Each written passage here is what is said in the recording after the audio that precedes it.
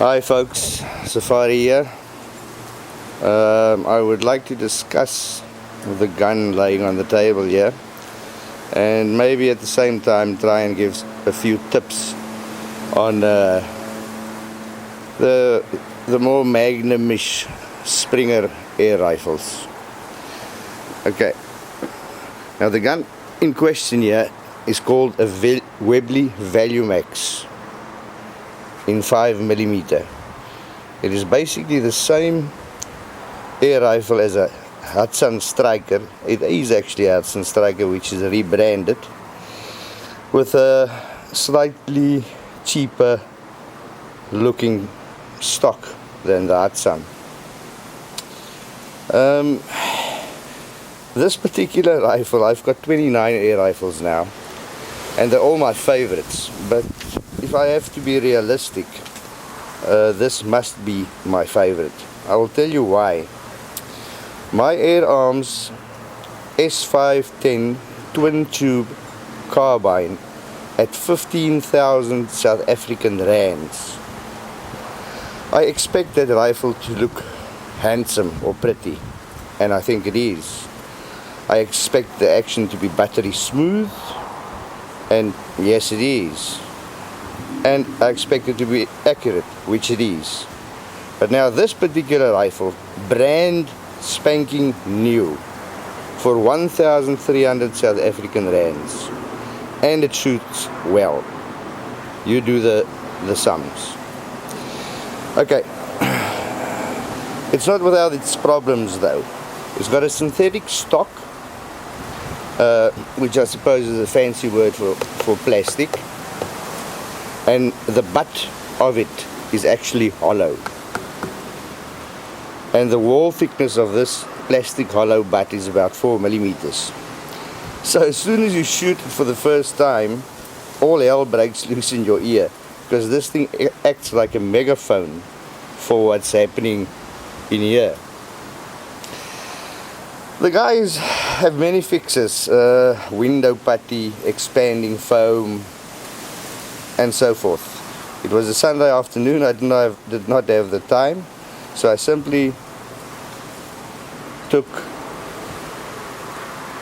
this off and I shoved the old t-shirt in here. It took a good couple of minutes of struggling to get the old t-shirt in there, but yeah, that cured the noise in my ear.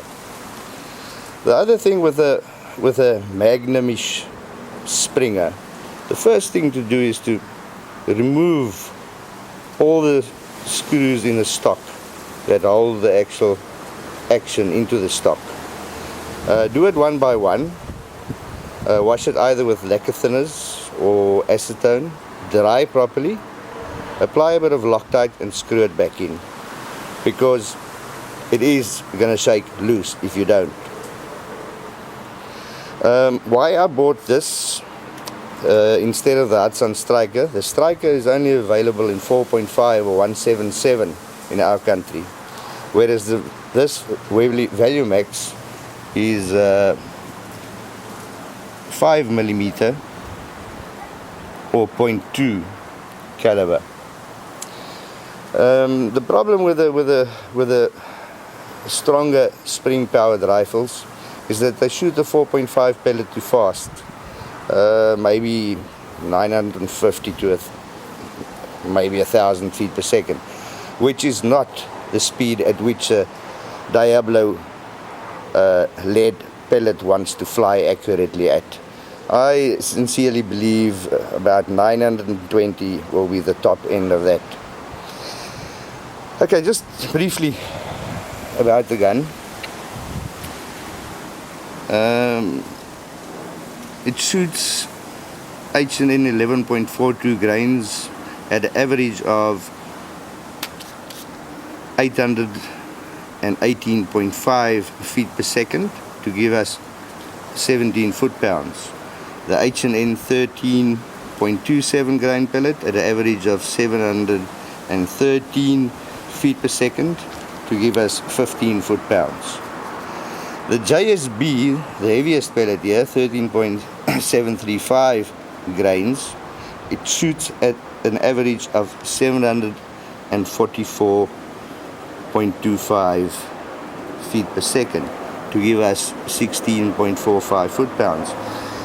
Now, I've even heard Paul Capello ask the question as to why the heavier pellet would be significantly faster than a lighter pellet. The fact is simple.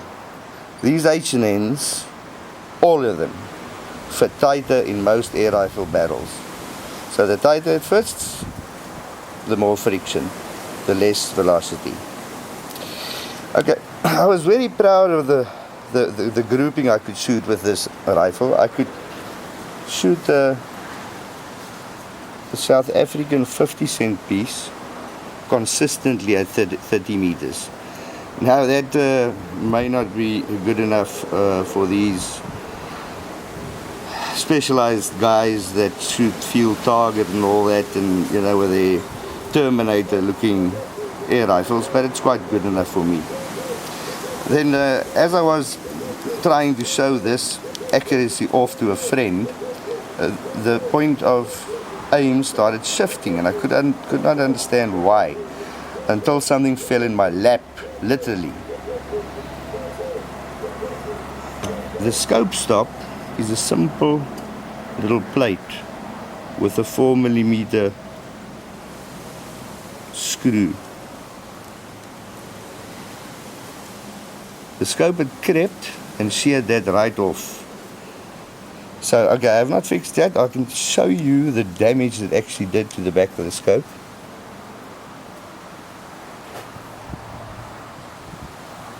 I think you can see that. So, the right way to fix it would be to take the action out of the stock and drill proper dimples for the grab screw that actually is in the scope rail. Although this is a very cheap one-piece rail and a very cheap scope. So what I'm going to do, I'm just going to remove these screws one by one,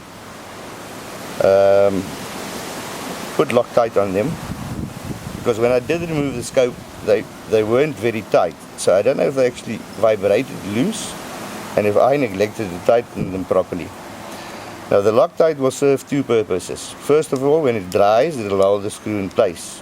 Secondly, while I tighten it, the Loctite will act as a lubricant, and there won't be so much friction to overcome in the tightening process, which will actually tighten the screw harder. That's all for now, guys. Thank you.